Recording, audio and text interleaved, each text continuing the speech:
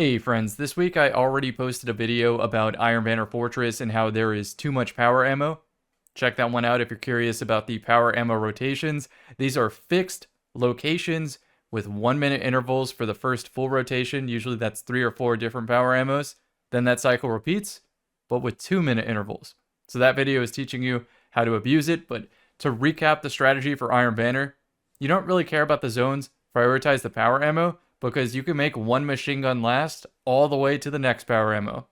Then, when the score is close to 40, you want to be controlling the side of the map that is beneficial for that middle zone, saving all of your abilities and your super until that middle zone, and then at 80 points, you do the same thing. So that's basic strategy for Fortress. I don't recommend trying your hardest at it unless, of course, you have a 6-stack, because in solo queue, all it takes is 1 or 2 players not really knowing what they're doing, and that punishes you by dying to machine gun 12 times. So that brings us to today's video, answering the question of what is the best power ammo option for each situation. In general, in 6s, I'm going to say hammerhead is probably your best machine gun pick. Killing tally adds extra magazine size for enhancing it, which kind of acts like backup mag. Backup mag adds around 3 to 5 ammo. Normally you pull 24 off the wall without it. Then it adds somewhere between 3 to 5 depending on what machine gun you're using. Then extended mag, appended mag, tactical mag, all of these also increase it, capping out in total with everything to 29. In the case of hammerhead specifically, if you have appended mag or greater, you can go radar booster and still maintain that 29. And since 4th times the charm gives you 2 bullets back for every 4 precision hits landed, you can have essentially a 55 round magazine as long as you just keep hitting heads and it lines up like that. And then killing tally, of course, stacks up. Real quick, let me show you exactly what that looks like on D2 Foundry. Killing tally, damage profile. Let's stack it up to 3 real quick. Very forgiving archetype, and because it's a machine gun, it really bends bullets. So if you click on this video just to get this piece of information you already knew, come on, we all saw it coming. Let's talk about the other options though. In trial situations, hammerhead is overkill. You don't need 55 bullets. So if you're playing Prismatic Hunter, you might as well just dodge, get slice, and then have wall hacks so 1 kill can easily turn into 3. And the Marcado is very good for that. If you play Gambit, there's whatever this is called. You go triple tap with high ground, and that turns into a clean 3-tap once you activate the perk. And so since you have triple tap on it, it kind of does the same thing as hammerhead if you want a different flavor of weapon, and it has wild card to help keep revives down. So a very strong sleeper pick. Speaking of sleeper, I have no idea if this works. Let's talk about rocket launchers for a second. I was super curious about the sleepless rocket launcher since it has the attrition orb perk, but I never really got it to drop, so I was never able to test it. Let me know in the comment section what you think about this perk. Also, let me know in the comment section if you have any suggestions on what is the best power ammo, or if you just agree with what I'm putting down here. Also, field prep can sometimes let you pull an extra rocket off the ground if someone like pulls power ammo off the wall. Kill them, power ammo goes on the ground. Easy. As far as the best rocket launcher, I guess I would go Braytech Osprey, go with Cluster Bomb and Chain Reaction, just so you have the best chance of getting a multi-kill. Otherwise, maybe you want tracking. You don't always have to aim down sights with the rocket, but tracking's nice to have in a pinch.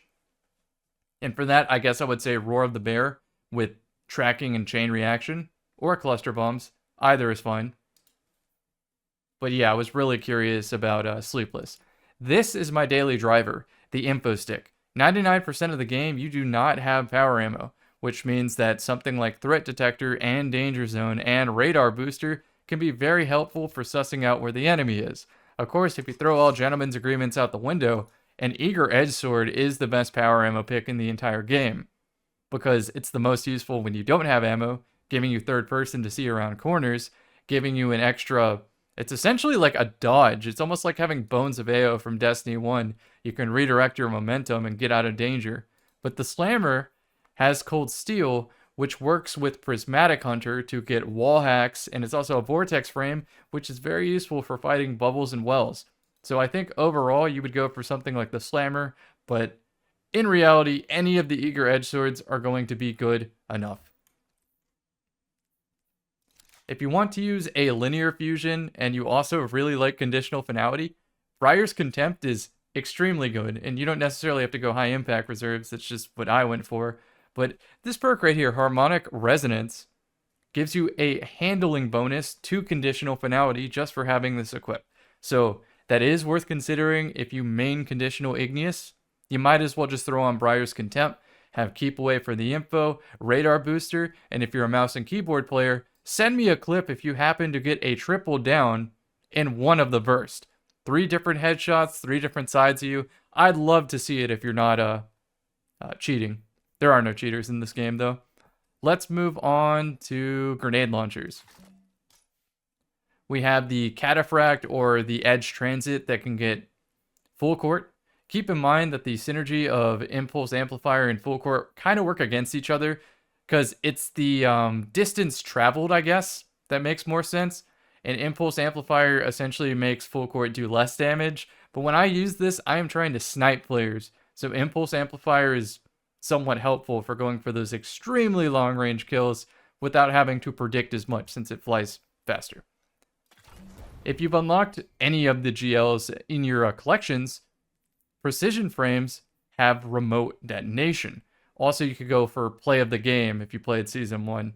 That also has remote detonation. And if you haven't unlocked any of those in collections, you can also grab Outrageous Fortune, which does roll remote detonation. But in this case, I want to highlight concussion grenades because these make it almost impossible to respond to. You know how when you get hit by a tether, it sort of yanks your camera away? That's what concussion grenades do, and it's extremely jarring if you've never been hit by them. It only rolls on this weapon, and you can roll Vanguard engrams to try to get this. I think it is highly worth it and is one of my most used power weapons, at least the remote detonation version. Now that Sunsetting's gone, though, I might start stacking up the Iron Banner one whenever I play Iron Banner. It's called the Day's Fury, and it does count towards the Iron Banner reputation bonus, which is pretty cool. What else do I got in my inventory? Traditional linear fusions. This is Laser Painter, and it has enhanceable hipfire grip, which, if you've ever used any other weapon with enhanced hipfire grip, you know there is a noticeable difference from the non-enhanced version. However, on a linear fusion, their red reticle distance from the hip is pitiful. We're talking SMG distance, and that is not a really good perk with this. Still, work with what you have. If I had to make a blanket recommendation, I would say line in the sand with moving target opening shot, make that aim assist go up as high as possible. That's probably the best turn your brain off decision right there. But if you want something build crafty, I would say go for a Sail Spy Pitch Glass with Swashbuckler.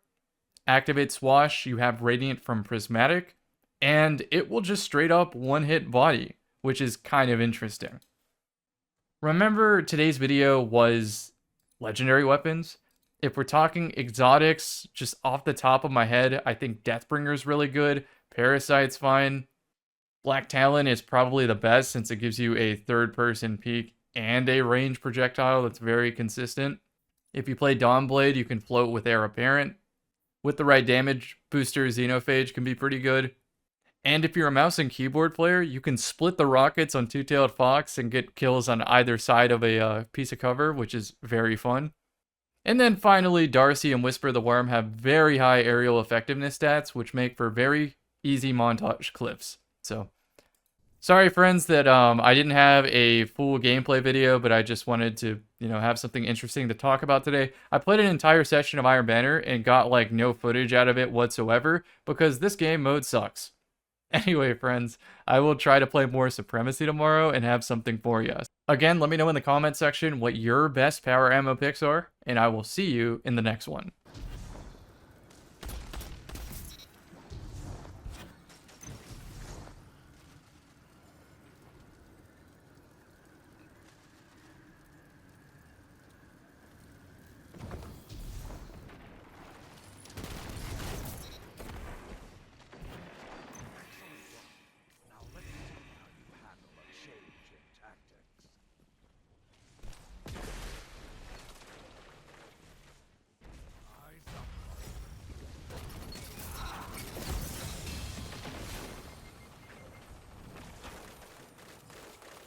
Live up on the turret.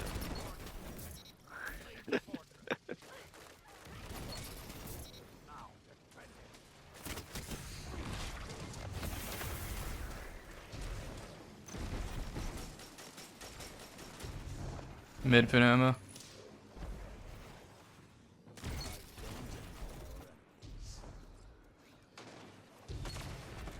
I maintained machine gun from one power to the next. That's crazy.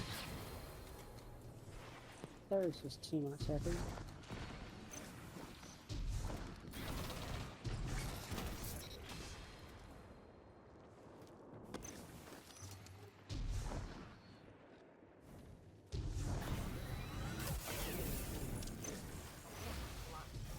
A flag. Yeah. Red's the next power.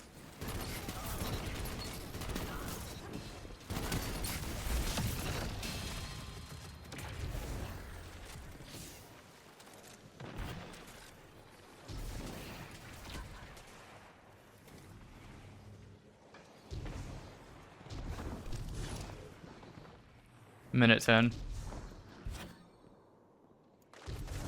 And on the left side there. There it is. Heavy's gonna be Where up does in heavy 10. spawn?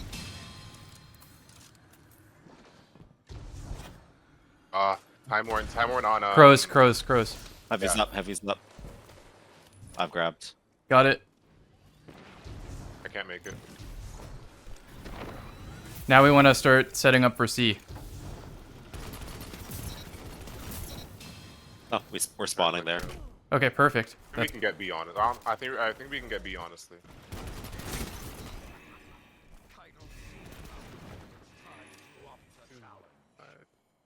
They're spawning A. I'm gonna get flown out of B. I'm leaving. We got the I'm turrets. farming Hawkman on middle.